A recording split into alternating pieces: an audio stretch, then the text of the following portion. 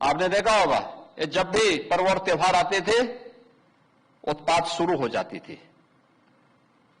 अब उत्पातियों और उपद्रवियों को पता लगेगा कि 7 पीढ़ियां याद आएंगी उनको। कभी कभी बुरी आदतें जाती नहीं लोगों की, तो उसके लिए उनकी डेंटिंग पेंटिंग करवानी पड़ती है कायदे से। हो मौलाना भूल गया कि शासन किसका है।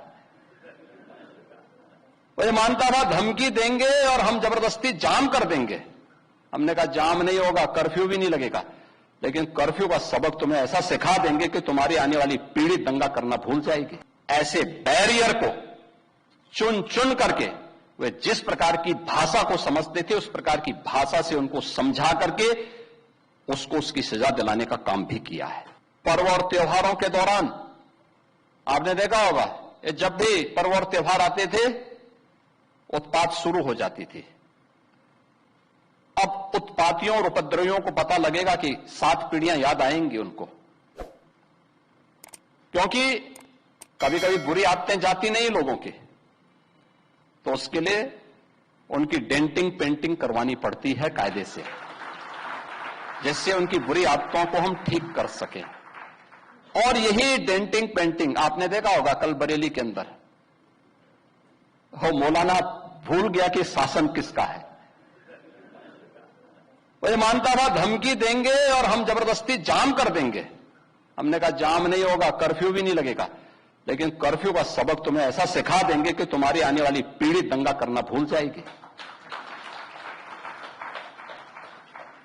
क्या तरीका है जी? आप सिस्टम को ब्लॉक करना चाहते हैं, और यह प्रवृत्ति थी यूपी के अंदर।